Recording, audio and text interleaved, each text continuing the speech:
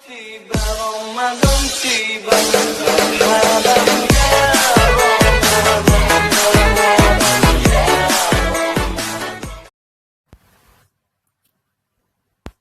Assalamualaikum warahmatullahi wabarakatuh.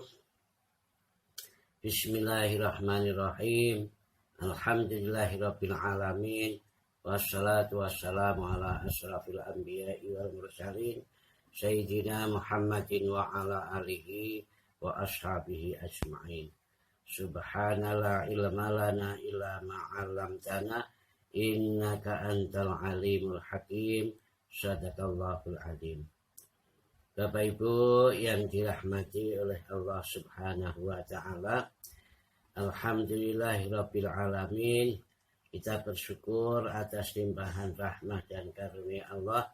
Sampai saat ini kita masih tetap setia untuk melaksanakan kewajiban-kewajiban kita selaku hamba muslim. Termasuk hari ini kita bisa melaksanakan puasa Ramadan hari yang keempat. Mudah-mudahan ibadah kita semuanya diterima oleh Allah Subhanahu wa ta'ala.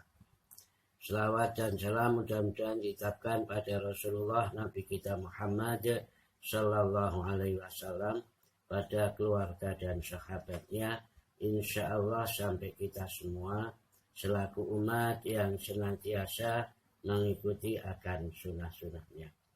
Bapak Ibu yang dirahmati oleh Allah, pada pertemuan hari ini saya akan melanjutkan hadis yang kami baca kemarin, yakni hadis yang ketiga, kita ambilkan dari kitab Arba'in Nawawi.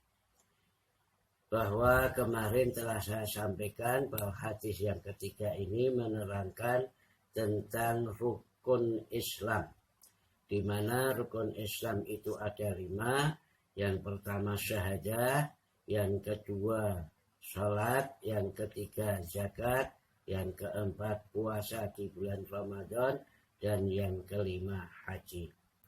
Sedikit kami ulangi bahwa yang pertama adalah rukun Islam itu syahadah. Bahwa syahadah itu adalah satu pondasi atau satu modal untuk melaksanakan berbagai macam kegiatan hidup di dunia ini, dan yang paling utama dalam hal beribadah kepada Allah. Kemudian syahadah itu tidak cukup diikrarkan, tapi syahadah itu kecuali harus diyakini, kemudian diikrarkan dan dibuktikan dengan berbagai macam aktivitas hidup ini. Kemudian kesimpulan yang ketiga bahwa syahadah itu ada 2. Yang pertama adalah syahadah tauhid dan yang kedua adalah syahadah Rasul. Bapak Ibu yang dirahmati oleh Allah Subhanahu wa ta'ala, sekarang akan saya sampaikan rukun Islam yang kedua adalah sholat. Sholat itu adalah merupakan satu komunikasi antara hamba dengan Khaliknya, yakni Allah Subhanahu wa ta'ala. Sholat adalah merupakan fardu ain, yakni fardu secara pribadi. Oleh karena itu, yang namanya sholat itu harus dilaksanakan oleh siapapun orang yang mengaku dirinya Islam, dan dalam keadaan apapun juga mesti harus dilaksanakan. Bapak Ibu yang dirahmati oleh Allah Subhanahu wa ta'ala, satu hadis yang lain Rasulullah Nabi kita Muhammad Sallallahu Alaihi Wasallam bersabda, as-sholatu imaduddin, faqad aqamaha faqad aqamatin, faman tarakaha faqad hajamatin. Sholat itu adalah tiang agama. Barang siapa yang melaksanakan sholat, berarti dia mendirikan agama atau menegakkan agama, maksudnya agama Islam.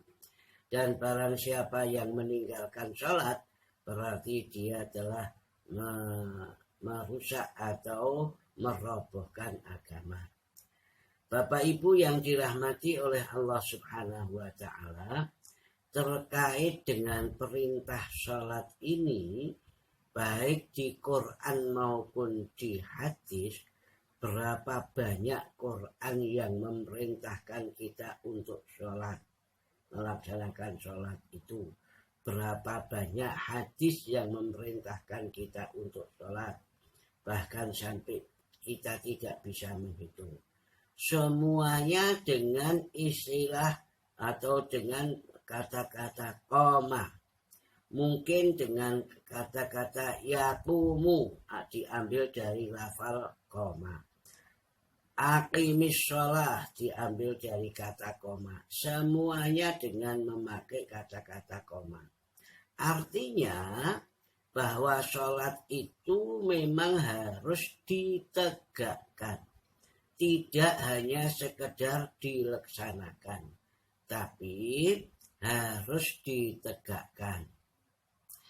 Tegak dalam segala-galanya, dalam aturan-aturannya, dalam larangan-larangan yang harus dijauhi ketika sholat, dalam syarat-syarat yang harus ditaati, dipenuhi seketika sebelum sholat, sampai tata caranya, kemudian bacaan-bacaannya, kemudian sampai pikirannya, semuanya harus ditegakkan. Karena sholat merupakan satu tiang atau cagak. Bagaikan sebuah bangunan, kalau sholat itu tidak ditegakkan, berarti tiang itu sudah doyong. Maka apabila kita sholat, mesti harus tegak segala sesuatunya.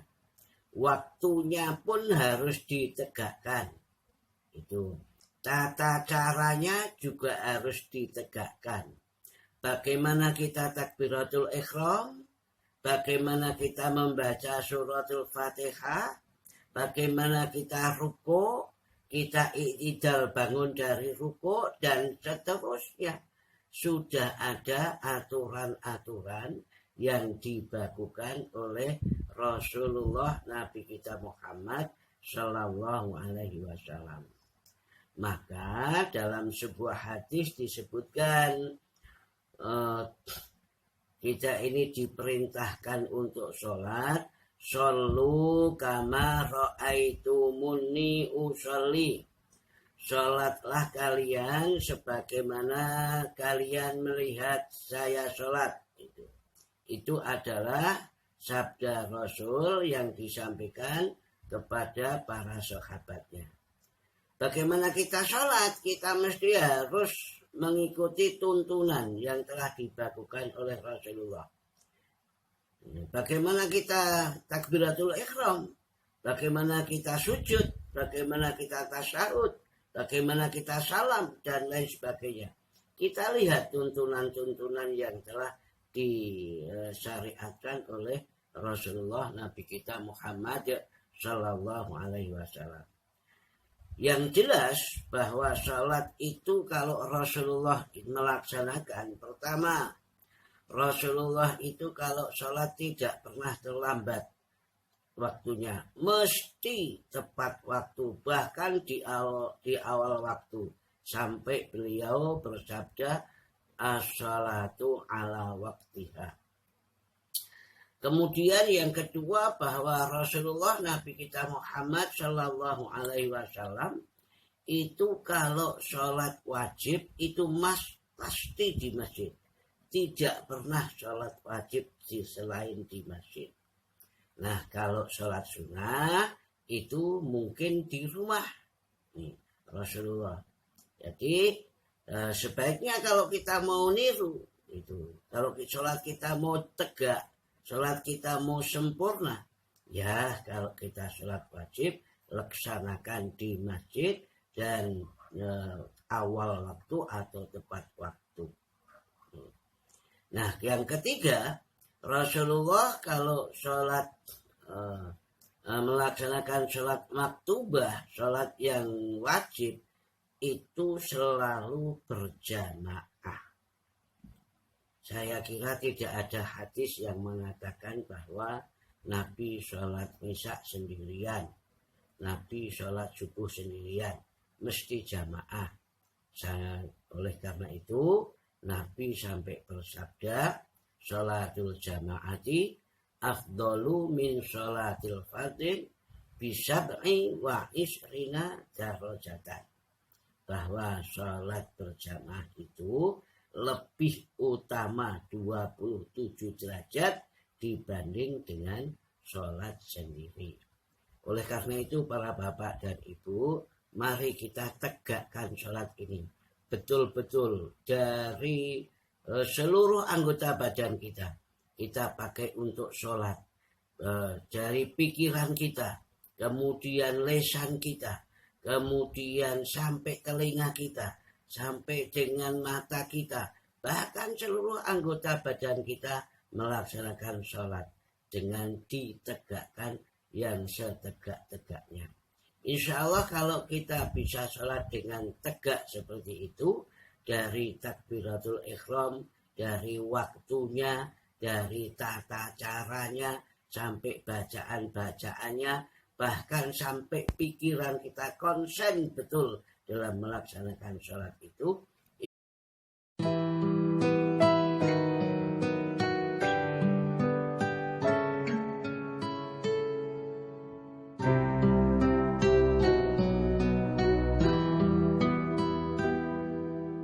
Corona datang, Tuhan mencuci